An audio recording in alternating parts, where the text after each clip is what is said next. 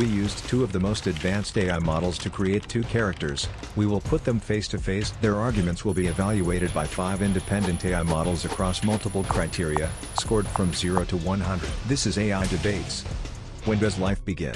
At conception, birth, or somewhere in between? Life begins at conception. From the moment of fertilization, a unique human organism comes into existence with its own DNA, distinct from the mother and father. This isn't just a philosophical claim, it's supported by embryology, which recognizes the zygote as the earliest stage of human development. At conception, the organism already has the inherent capacity to grow, develop, and move through all stages of human life. Birth is a change in location. Not in essence, nothing biologically new begins then. If we define life by brain activity or viability, we introduce arbitrary lines that exclude some humans while including others, which historically has led to injustice. The most consistent, non-arbitrary marker is conception, when a new, living human begins. Therefore, society has a moral duty to recognize and protect that life from its very first moment. The question of when life begins conflates biological processes with moral personhood. While fertilization starts biological development, this doesn't automatically confer full moral status or rights equivalent to a born person. Personhood emerges gradually through neurological development, consciousness, and viability. Most philosophers and ethicists recognize that moral status isn't binary but develops over time. The capacity for suffering, self-awareness, and independent survival are relevant factors. Importantly, even if we granted full personhood from conception, this wouldn't automatically justify forcing someone to use their body to sustain another being against their will.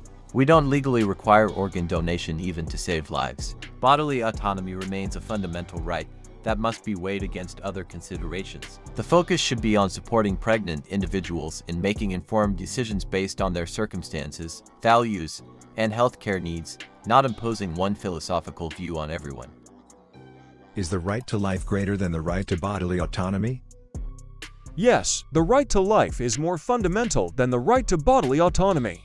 Bodily autonomy is deeply important, but it cannot extend to actions that directly end another innocent human life. For example, we accept limits on autonomy when it comes to harming others. No one can use their body to assault another person. Similarly, pregnancy involves two distinct human beings, the mother and the unborn child. The child has no ability to protect itself, making society's duty to safeguard its life even stronger. If we say bodily autonomy justifies abortion, we imply that one person's comfort or control can outweigh another person's very existence. Without the right to life, all other rights including autonomy lose their foundation. Thus, while autonomy should be respected, it cannot morally or legally override the unborn child's right to live. The right to life doesn't automatically override bodily autonomy. Our legal system consistently recognizes both as fundamental but doesn't treat life as absolutely supreme. We don't force people to donate blood, organs, or bone marrow even when someone will die without it. Parents aren't legally required to donate kidneys to save their children's lives. This establishes that bodily autonomy has significant weight even against life-saving needs. Pregnancy uniquely involves one person's body sustaining another for 9 months, with permanent physical changes and health risks. Forcing this continuation against someone's will is unprecedented. We don't compel such intimate bodily use in any other context. Rather than ranking these rights hierarchically, we should recognize that difficult situations require balancing competing interests. The pregnant person, who bears all physical burdens and risks, is best positioned to weigh these factors for their specific circumstances. A society truly valuing life would also ensure robust support for healthcare, childcare, and economic security. Should moral beliefs dictate law in a pluralistic society? All laws are rooted in moral beliefs about right and wrong. We outlaw theft because we believe it's unjust to take someone else's property. We ban murder because we believe every human life deserves protection. In a pluralistic society, people hold different worldviews, but that doesn't mean the law should be morally neutral. It can't be. The key question is which moral principles best uphold justice and human dignity for all. If the unborn are human beings, then laws permitting abortion fail to protect the most vulnerable members of society. Just as past moral convictions led to the abolition of slavery and the advancement of civil rights, moral reasoning today should guide us to extend equal protection to the unborn. A pluralistic society thrives, not by avoiding moral claims, but by debating them openly and grounding law in the principle that every human life has inherent worth. In a pluralistic democracy, laws should be based on secular reasoning and constitutional principles, not specific moral or religious beliefs, especially when those beliefs lack broad consensus. Abortion restrictions essentially impose one particular view of personhood and morality on everyone, including those with different philosophical, religious, or ethical frameworks. Many religious traditions actually support reproductive choice, and forcing compliance with one interpretation violates religious freedom for others. Effective governance requires distinguishing between personal moral choices and legal mandates. We don't ban divorce because some consider it immoral, or require kosher diets because some believe it's spiritually necessary. The proper role of law is protecting individual rights while allowing people to make personal decisions according to their own values. Abortion access preserves this principle. Those morally opposed can choose not to have abortions, while others retain the freedom to make different decisions. When government enforces specific moral beliefs about reproduction, it overreaches its authority and undermines the pluralistic foundation essential to a free society. Is abortion primarily a moral, medical, or political issue? Abortion is fundamentally a moral issue, though it has medical and political dimensions. At its core, abortion asks whether it is ever justifiable to intentionally end an innocent human life. That moral question comes first, because how we answer it determines how we treat the medical practice and shape political policy. The medical aspect matters, since abortion involves procedures affecting women's health, but medicine itself cannot tell us whether ending a life is right or wrong. The political aspect matters, because laws must reflect society's moral commitments, but politics alone cannot define human worth. Ultimately, abortion is about the value we place on human life. If the unborn child is a human being, then abortion is not simply a medical choice or a political issue, but a profound moral wrong that society has an obligation to prevent. Abortion is fundamentally a medical issue that has been inappropriately politicized.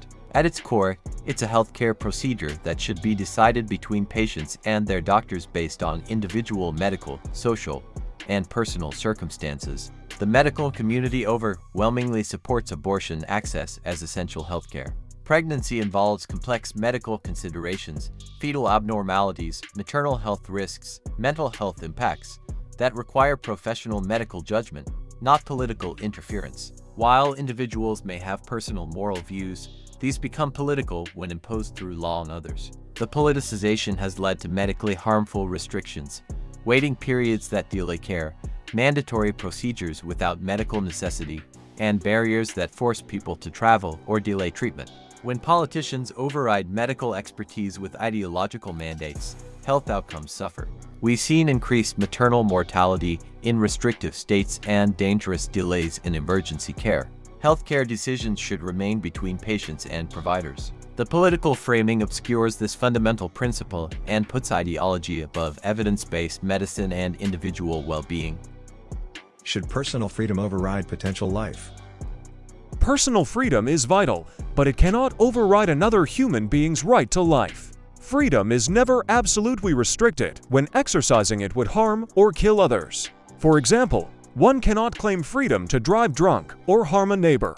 The unborn child, though small and dependent, is a distinct human life, not merely potential life. Science shows that from conception, the child is a living human organism, developing along the same continuum we all once traveled. To frame it as a choice between freedom and potential life is misleading. It is really a choice between freedom and the life of another human. A just society prioritizes protecting the vulnerable over maximizing unrestricted autonomy. Therefore, while personal freedom deserves respect, it must end where it threatens to destroy the life of an innocent human being. This frames the issue as personal freedom versus potential life, but that's misleading. We're talking about actual people, pregnant individuals with established lives, relationships, responsibilities, and rights, making decisions about potential persons. The pregnant person isn't just exercising abstract freedom, they're making decisions about their body, health, future, and family based on real circumstances, economic situations, existing children, health conditions, life goals, or relationships. We already accept that potential doesn't override actual in many contexts. We don't prohibit contraception despite preventing potential life. We allow IVF despite destroying embryos. We permit activities during pregnancy that carry miscarriage risks. Moreover, forced pregnancy doesn't guarantee meaningful life. It often leads to poverty, health complications, or inadequate care. Supporting actual life means ensuring people can choose when they're ready and able to provide good lives for children. The question shouldn't be potential versus freedom, but how we best support both existing people and future generations through comprehensive healthcare, education, and family support.